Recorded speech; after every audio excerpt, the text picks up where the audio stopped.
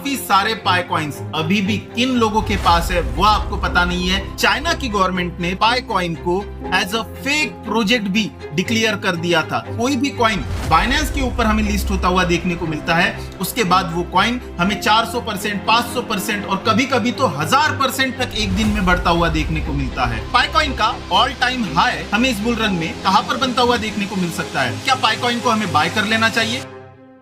Hello इन्वेस्टोग्राफर्स, पाई coin को list होके 5 दिन कंप्लीट हो चुके हैं और पिछले 5 दिनों में शुरुआती गिरावट को अगर आप छोड़ दो तो पिछले 3 दिनों से पाई कॉइन काफी अच्छा परफॉर्म करता हुआ दिखाई दे रहा है। तो ऐसे में क्या पाई कॉइन को हमें बाय कर लेना चाहिए?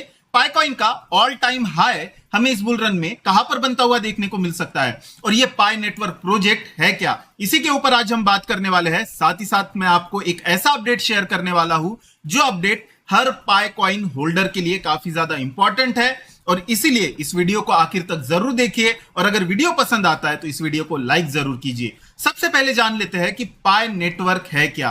पाई नेटवर्क की शुरुआत आज से 6 साल पहले हमें होती हुई देखने को मिली थी, जहां पर पाई कॉइन को मोबाइल के जरिए माइन किया जा सकता है। बट पाई कॉइन को अर्न करने का यह एकलौता तरीका नहीं है। पाई कॉइन को और एक तरीके से आप अर्न कर सकते हो जिसमें आप अपने आईडी के नीचे और लोगों को जोड़ो तो आपको पाई कॉइन मिलते हैं और इसीलिए पाई कॉइन को as a MLM project identify किया गया और इसी वजह से पाई कॉइन को काफी ज्यादा हेट मिलती हुई हमें देखने को मिली। और यह हेट बस इंडिया में हमें मिलती हुई देखने को नहीं मिली, यह हेट पूरे दुनिया में हमें मिलती हुई देखने को मिली।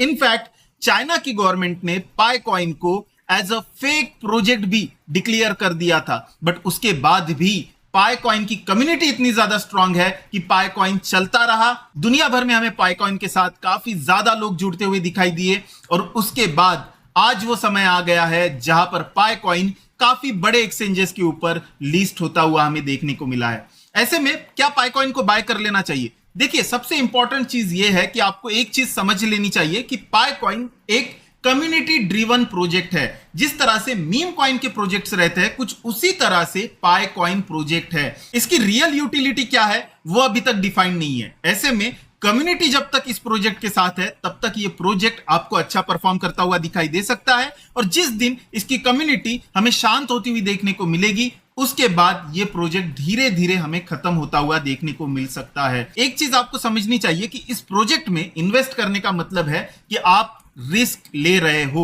हालांकि इससे पहले भी कम्युनिटी ड्रिवन प्रोजेक्ट हमें काफी अच्छा परफॉर्म करते हुए देखे हैं। अगर हम बात करें डोज की तो डोज भी एक कम्युनिटी ड्रिवन प्रोजेक्ट है। शिबा इनू की अगर हम बात करें तो वो भी एक कम्युनिटी ड्रिवन प्रोजेक्ट है। अगर हम बात करें पेपे की तो वो भी एक कम्युनिटी ड्रिवन प्रोजेक्ट है। बट पाई कॉइन और पेपे या बाकी के मीम कॉइन्स में सबसे इंपॉर्टेंट फर्क यह है कि ऑलरेडी जिन लोगों के पास पाई कॉइन है वो लोगों की कम्युनिटी जो है पाई के साथ जुड़ी हुई है। और अगर हम बात करें मीम कॉइन्स की तो मीम कॉइन्स की जो कम्युनिटी है वो जो करंट लेवल पर बाय कर रहे हैं उन लोगों की कम्युनिटी है। तो इसी वजह से मीम कॉइन्स के अंदर और पाई कॉइन के अंदर एक बहुत बड़ा गैप क्रिएट हो जाता है जिसकी वजह से पाई कॉइन को सक्सेस होने का चांस थोड़ा सा यहां पर हमें कम होता हुआ देखने को मिलता है। बट जिस तरह से एक्सचेंजेस पाई कॉइन को लिस्ट कर रहे हैं उसकी वजह से पाई कॉइन के अराउंड करंटली हमें एक हाइप क्रिएट होता हुआ देखने को मिल रहा है